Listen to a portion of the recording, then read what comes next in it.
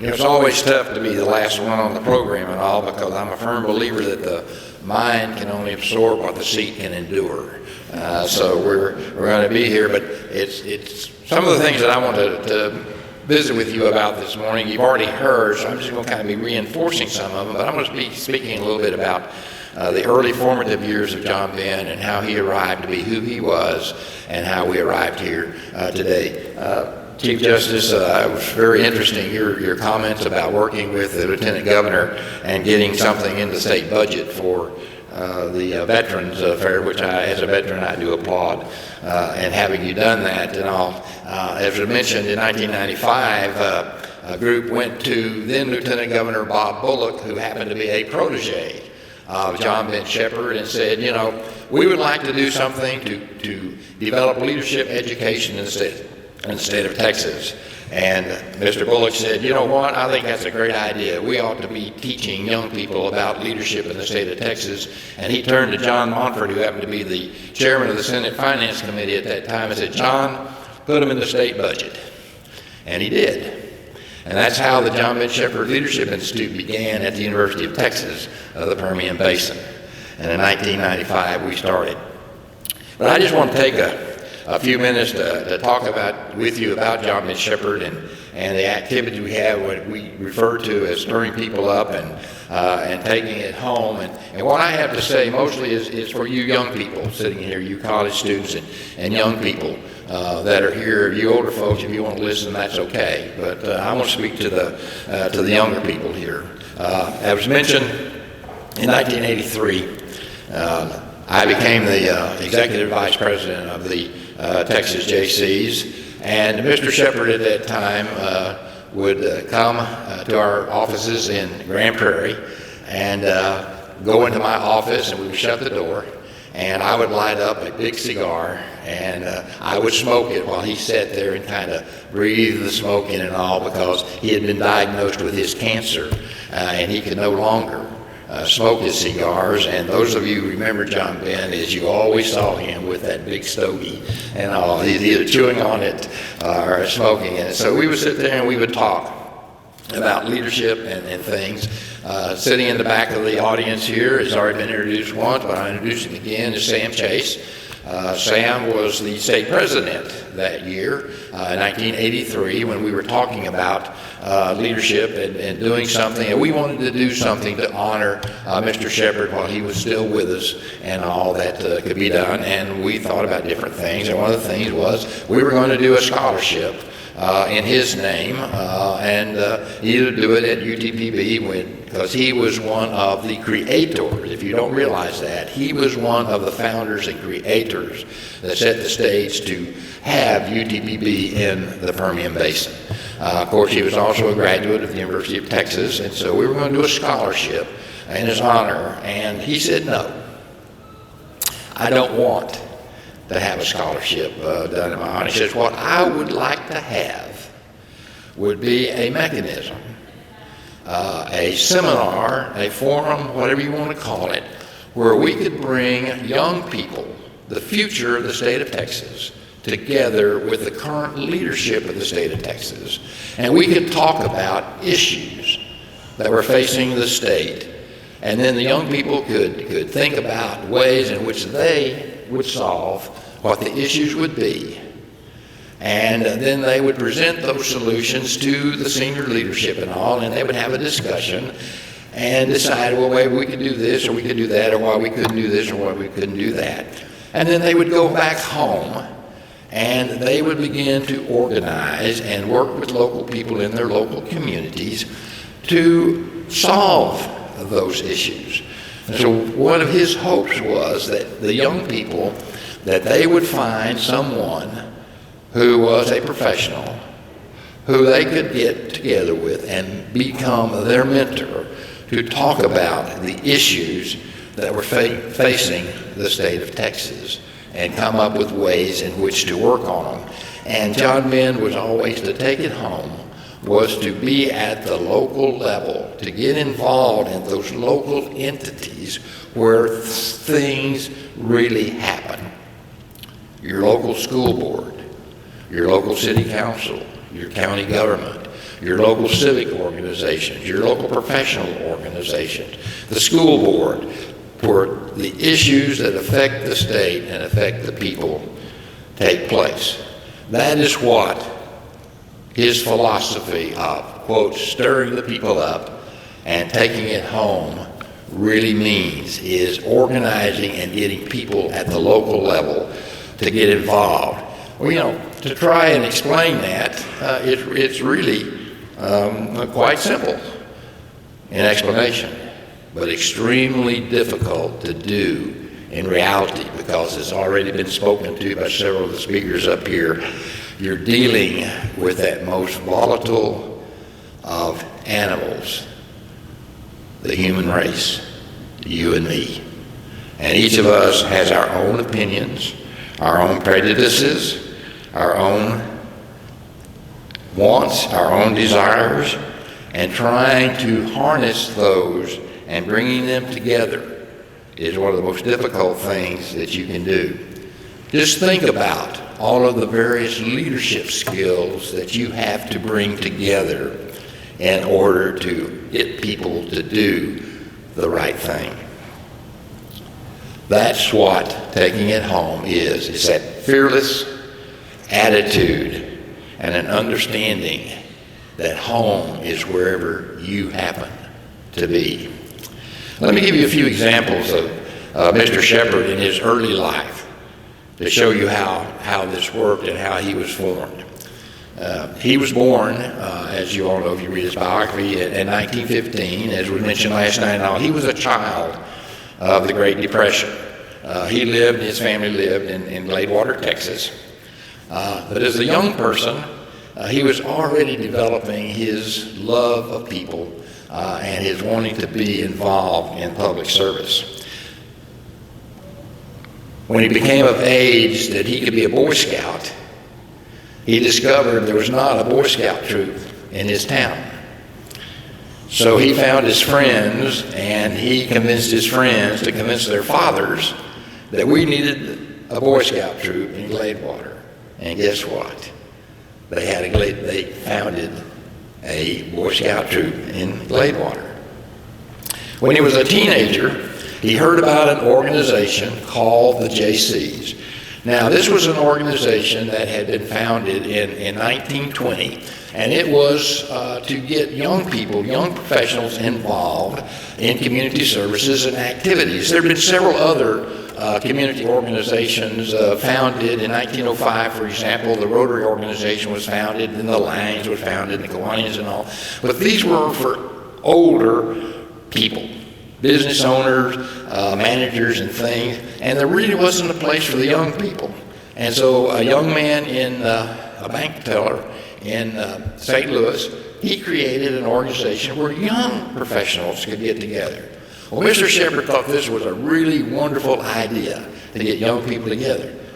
He wasn't old enough to be a member. Well, what did he do? He convinced some friends of his that were old enough to create the first JC chapter in Gladewater, Texas. He could not be a member because he wasn't old enough. He would go off to college, get his degree at the University of Texas, Austin, and his law degree, and then he would come back home, and he would become the club president, and then he would become the state president, and then he would become the national president of the JC organization in 1947. Now, it was during his presidency as the national president that the groundwork was laid for his lifelong crusade to promote democracy as a way of life over communism. As most Americans had heard and learned back in 1941, then President Franklin Roosevelt, in his State of the Union address, had given a speech which became known as the Four Freedoms speech. The freedom of speech and expression, the freedom to worship God however you felt, the freedom from want, and the freedom from fear. Now, 1941, what was happening in the world? Germany was creating havoc in Europe. They were about to invade Russia.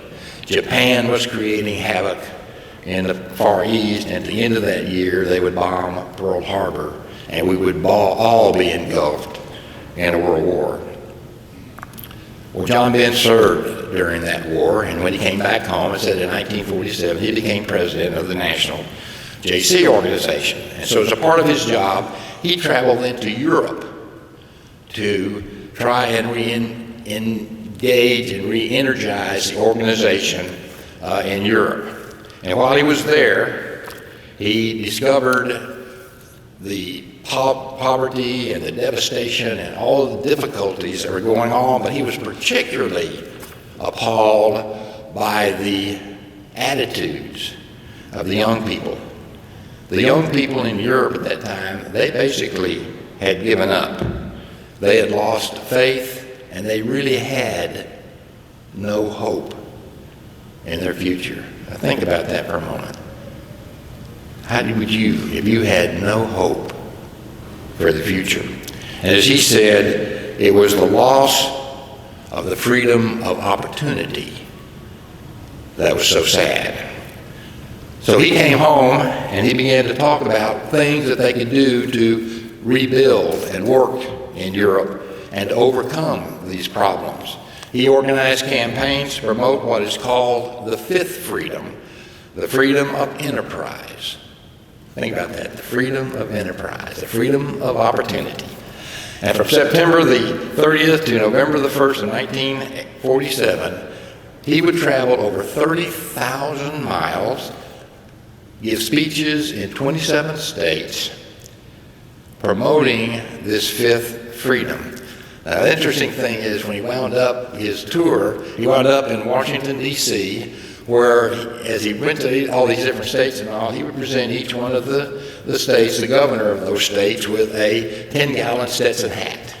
And he wound up his tour in Washington, D.C., and he presented President Truman with a 10-gallon hat. Now, as John Ben expressed it, this 10-gallon hat that he presented to President Truman was a lucky hat, because it had been rubbed with the left foot of a jackrabbit, filled with four-leaf clovers, and had been thrown over the left shoulder of a sunburned Indian. This was a lucky hat. Now, I'm not sure how lucky this hat was, but a year later, in an upset, President Truman was reelected over Governor Thomas Dewey of New York. Governor Dewey was a reception of one of those 10-gallon hats. But no record has been made of if it was a lucky hat or not.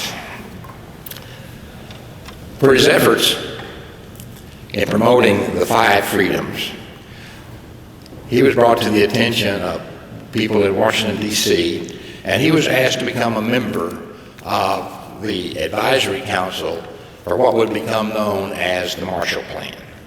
And the Marshall Plan was where the United States would donate money to Europe in order to rebuild Europe and begin to rebuild that sense of hope and the sense of being able to have control over your own lives and what you can do.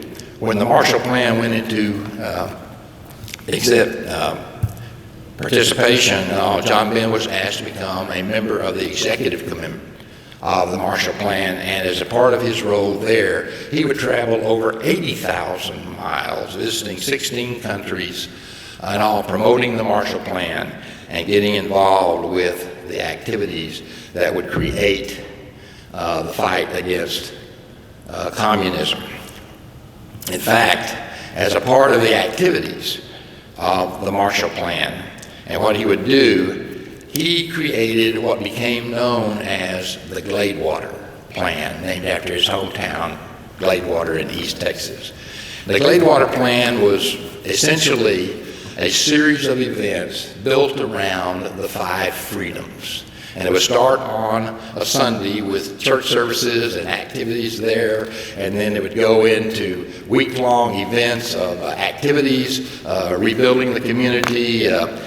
Many of the organizations that we have today, like Keep America Beautiful, came out of these programs, where they would have cleanup days and fix-up days for folks. They would have essay contests with the kids. They would have places where the young people could become mayor for a day, superintendent for a day and all. They would have parades, they would have dances. So they would combine civic activities along with community activities and fun things to promote the concepts of democracy over freedom, over communism. For this, in 1949, he would be nominated and selected as one of the 10 outstanding young men of America. And in his nomination, the president of East Texas State University, now College, Texas A&M at Commerce, wrote these words. He was a member of the executive committee to oversee the Marshall Plan, originator of the Gladewater Plan to fight communism, a practical plan to demonstrate how well our form of democracy works in a strife-torn world, mobilizing all citizenry to accept responsibility based on our beliefs of freedom of religion, education, civic responsibility, and militant leadership. Now, for you young people here, the 10 Outstanding Young Men of America is a program that's been on existing for years. It's for young people. It's now young people, so it's men and women. But back in those days, it was just men. But all of these folks would be under the age of 36. Most of them would be in their early 20s, to be just recently college graduates, young professionals and all. Just look at some of these people that were contemporaries of John Benn that were part of this program. Robert Floyd, the mayor of Miami, Florida. Charles Hastings, the inventor of the adverse weather navigation system for airplanes. Franklin Murphy, the dean of the School of Medicine at the University of Kansas. Theodore Roosevelt III, the Secretary of Commerce for the state of Pennsylvania. Bud Wilkinson, football coach, University of Oklahoma, who became one of the winningest coaches in the history of the game. Harold Russell, who was at that time president of AMVETS and had been an Academy Award winner for the movie The Best Years of Our Lives. He had lost both of his hands as a result of an accident in World War II. Gerald Ford, who became president of the United States of America. Kenneth Feitzer, director of the U.S. Atomic Energy Commission. Charles Percy, president of Bell and Howell, and a future senator from Illinois, as well as Mr. Shepard. Now you may be sitting there wondering, why would you mention all of those folks and all? I mean, that's a long time ago. Well, there's a great leadership lesson to be learned here. Sometimes it's not what you know, it's who you know. And who can you call on to get things done when you want them to done. That's one of the neat things about Mr. Shepard. In many of the early years of the formation of the University of Texas at the Permian Basin, when he was having financial difficulties and all, he was the only person in West Texas who could pick up a phone and call Austin, and they would answer. Think about that. Sometimes it's not who you know or what you know, it is who you know. So, as been mentioned earlier in here, at the beginning, this was the beginning of Mr. Shepard's championing of democracy and development of his philosophy of take it home and stirring people up. As already been mentioned, he wrote a booklet called Freedom's Advocate with a lot of his sayings, with all of his speeches and all of his activities, and he is credited with the saying, "Freedom is not free," which was read into the congressional record and is also on the Korean War Monument in Washington, D.C. Freedom is not free. He would excel in public office, private enterprise, and community activism. You might say that stirring people up and taking it home was the equivalency of what today we would call servant leadership. So, let me close with these words that were written in 1941 by John Dos Passos. And I think, based on what you've heard today and the things that we're living in today, these words ring as true today as they did in 1941, 78 years ago. Every generation rewrites the past. In easy times, history is more or less of an ornamental art, but in times of danger, we are driven to the written record by the pressing need to find answers to the riddles of today. We need to know what kind of firm ground other men belonging to generations before us have found to stand on. In spite of changing conditions of life, they were not very different from ourselves. Their thoughts were the grandfathers of our thoughts. They managed to meet situations as difficult as those we have to face, to meet them sometimes lightheartedly and in some measure to make their hopes prevail. We need to know how they did it. In times of danger, in times of change, when there is quicksand of fear under men's reasoning, a sense of continuity with the generations gone before can stretch like a lifeline across the scary present and get us past that idiot delusion of the exceptional now that blocks good thinking. That is why in times like ours, when old institutions are caving in and being replaced by new institutions not necessarily in accord with most men's preconceived hopes, political thought has to look both forward and backwards. I think that is just as true today as it was written when it was written in 1941.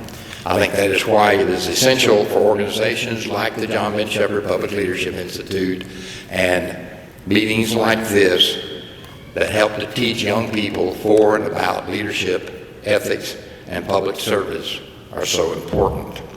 Each generation must learn the lessons anew. As the first director of our institute often lamented, as a society, we are over-informed and under-enlightened. If you don't believe me, just look at all the ways you are being bombarded with information and being told what to think by things like Facebook, Twitter, Instagram, emails, television, newspapers, magazines, even your own professors at school. You're being told what to think. You're looking at all of these things. You need to think for yourself, to be creative and to be critical in what it is that you look at and what it is that you think, and become involved. If you don't believe me, then review the 2018 Texas Civic Health Index that was published by the National Conference on Citizenship. Texas ranks 44th among the states in voter registration. We rank 47th in voter turnout. We rank 50th in just getting people to talk about politics. I find that amazing. When you get all of this information, you're being bombarded left and right with everything, that we rank 50th in getting people just to talk about the issues and what needs to be done. We're in the bottom 25% in supporting charitable organizations, and only 23% of us volunteer. Think about that. You are the future. You will stand on our shoulders just as future generations will stand on your shoulders. What you do will make a difference in what this world becomes. And so I encourage you to find an issue that you become passionate about. Find people that are interested in that issue, and then begin to organize and work on how it is that you can make a difference in your community and take it home wherever you are. This is my challenge. Become enlightened, find your passion, take it home, organize and stir people up, become involved, and be a good citizen. Make John Ben proud. As you've heard several times this weekend, and I think it bears repeating over and over until it is burned into your very soul, to be born free is an accident. To live free is a responsibility. But to die free is an obligation. Thank you for letting me share with you.